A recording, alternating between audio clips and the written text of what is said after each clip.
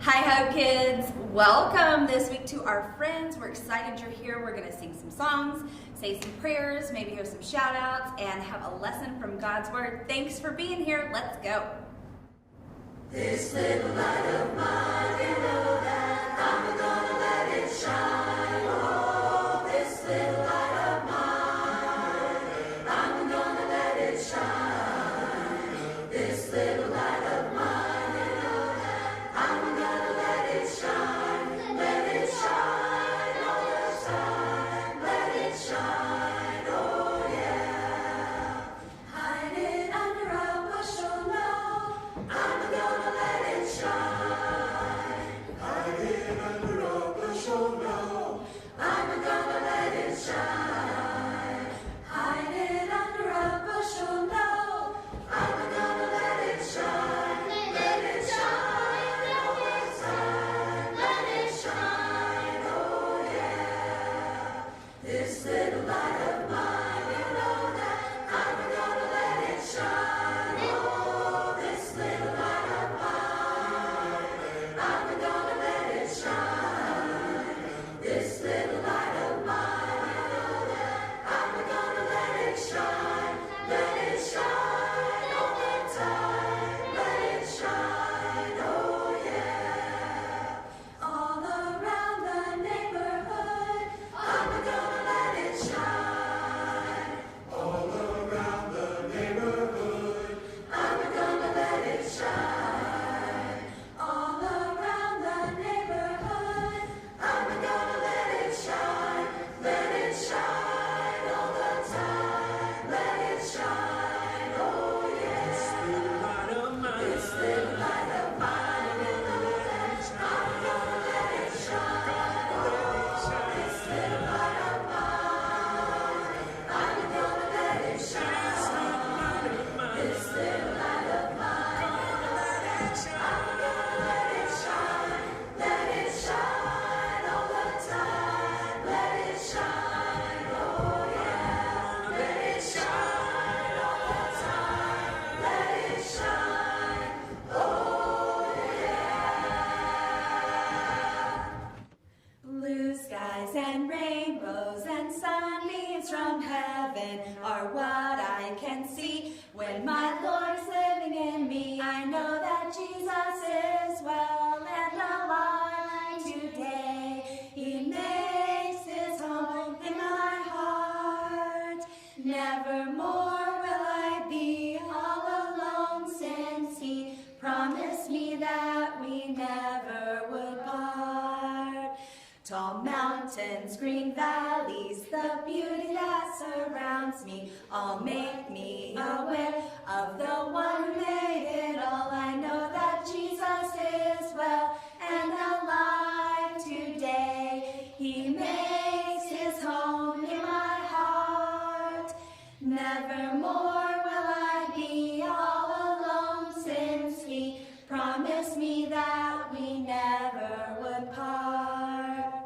Green grass and flowers all blooming in springtime are works of the Master. I live for each day. I know that Jesus is well and alive today. He makes his home in my heart.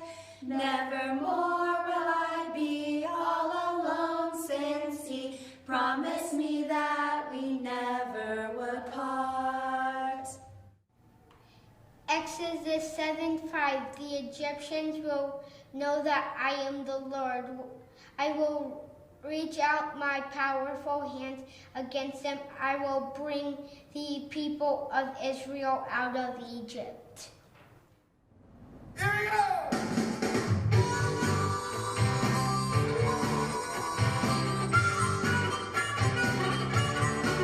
I said, Pharaoh, Pharaoh, oh, baby, let my people go. Yeah, yeah, yeah, yeah. Pharaoh, Pharaoh, oh, baby, let my people go. Yeah, yeah, yeah, yeah. Burning bush told me just the other day that I should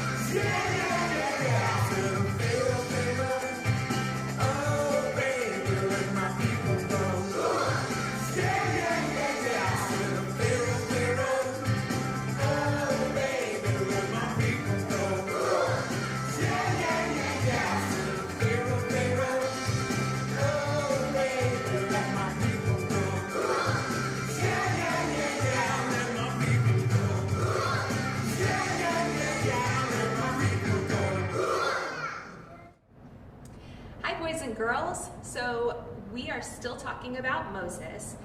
And the really cool thing about this part of the story is that we've been leading up to this part for 84 years of Moses' life. God prepared him. He saved him as a baby. God led his little basket down the river to find the Egyptian princess. He was raised by his Hebrew mother, so he was sympathetic towards the Hebrew people, and yet he was also raised as an Egyptian, and so he had both sides of him. So he was run away, he was run off into the wilderness, and God prepared his heart in the wilderness. Remember that he came upon the burning bush where God was calling him to save his people. So that's kind of where we left off with our last part of our story. So God's called Moses, and Moses, you'd think Moses would just say, "Of course, God, of course I'll obey, listen and obey." But that's not what happened. Moses, one of the most founding fathers that we know in our faith, he's known as a hero of faith, but his first reaction was not to jump in like a hero. No, he was like, yeah, I'm not a really good speaker, and so he had all these excuses. I really don't think I'm your guy, but God had an answer for every one of those. So Moses says, I can't go talk to Pharaoh to say let your people go because I'm not a good speaker. So God says, okay, well, your brother is. So God brings Aaron, Moses' brother. Remember, he grew up with him as a Hebrew back in Egypt. So Aaron and Moses end up going back to talk to Pharaoh. And Aaron does most of the talking. Not exactly sure why all of this happens, but God has a plan. And so we're kind of just watching that plan unfold. So Aaron and Moses go to talk to Pharaoh.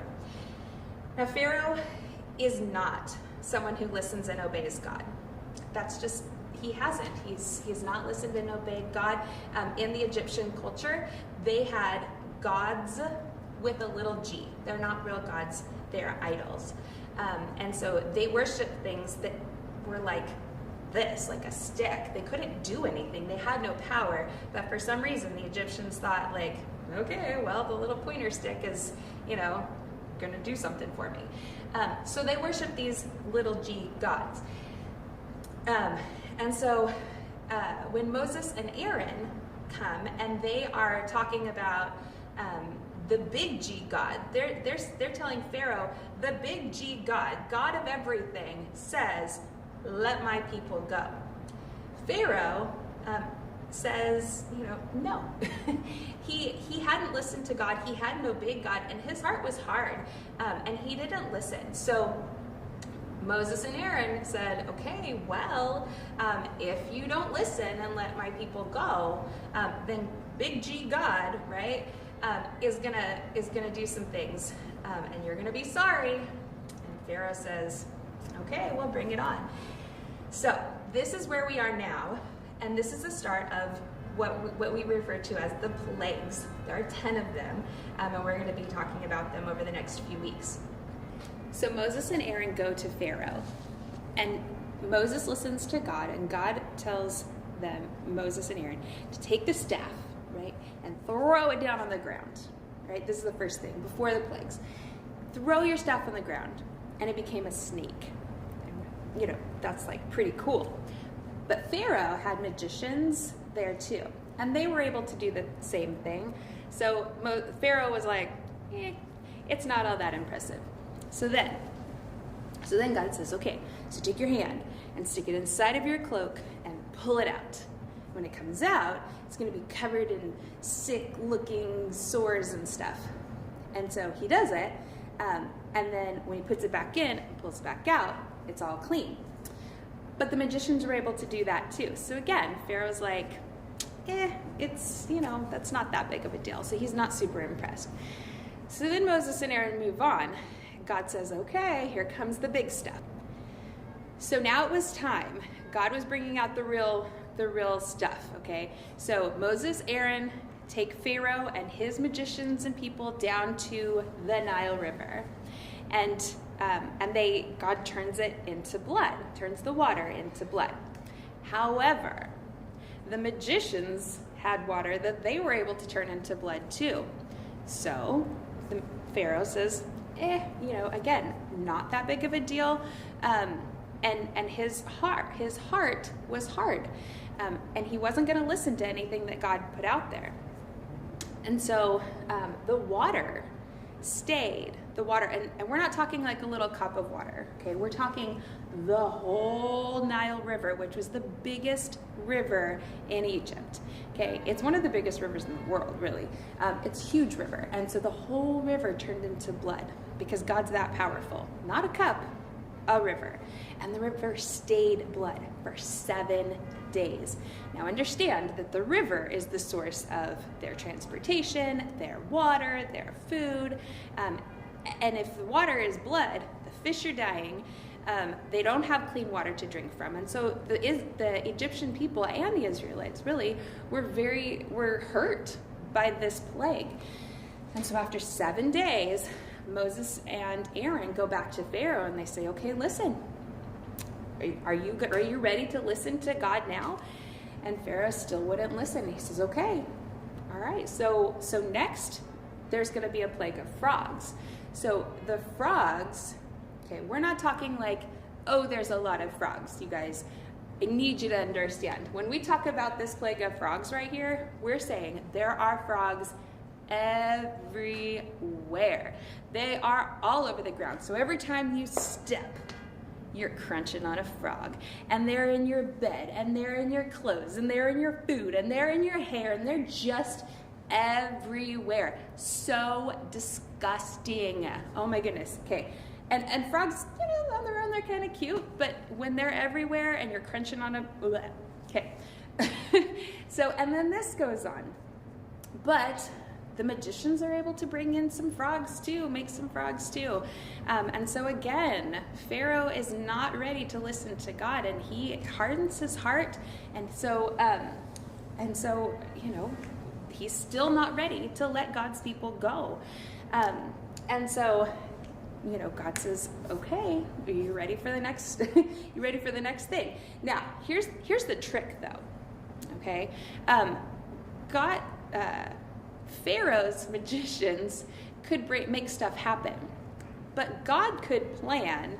When Moses prayed, God could shut it off. God could stop it. And the magicians didn't have that same power because obviously they're not God. And they had tricks, so they were making tricks happen, but they couldn't do everything that God could do. And so after the frogs, Moses and Aaron warned Pharaoh, all right, the next plague that's going to happen is going to be lice or gnats. It's kind of translated both ways, but I don't know about you, but I don't like either of them. So the lice are the things that get in your hair and all over your body, and they're little itchy, scratchy bugs. Gnats are also little itchy, scratchy bugs that just get everywhere, and they're in your mouth, and like you can't even breathe without, breathing in bugs. And so they're in your eyes, they're in your ears, just covered everywhere, you guys. This is not a pleasant thing. And so it was at this point where the magicians stopped being able to do the same things that God could do. And again, remember, God could kind of, when Moses and Aaron prayed, God could shut it off. God could turn it off. But the magicians at this point stopped being able to make these things happen. So that's where we're going to end today. But just know, we've got a bunch more plagues that we're going to talk about, because God was not finished showing his power to Pharaoh. And then as we progress, they continually get worse until it gets to the point, well, I don't want to give anything away, but it gets worse and worse. And so we'll see what happens next week. Make sure to join us, because it's just getting good. If you think this is a good story, just wait. It's only going to get better. Bless the Lord, oh my soul, oh my soul. Worship his holy name. Sing like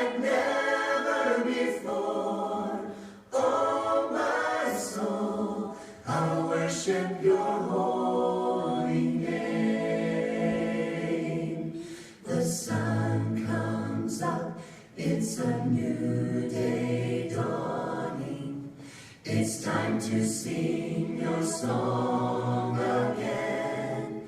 Whatever may pass and whatever lies before me, let me be singing when the evening comes. Bless the Lord, oh my soul, oh my soul. Worship his holy name. Sing like never before, oh my soul. I'll worship your holy name. You're rich in love and you're slow to anger. Your name is great and your heart is kind. For all your goodness I will keep on singing.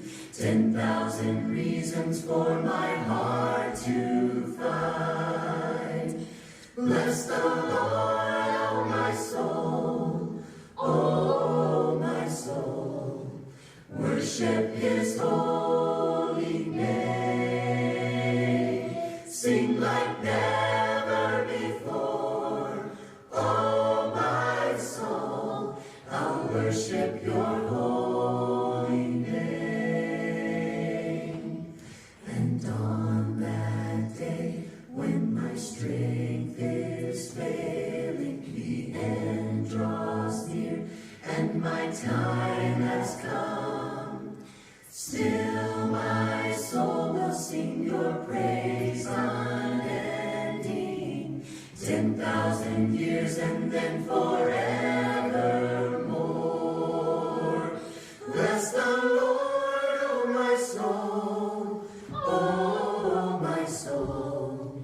Worship his holy name.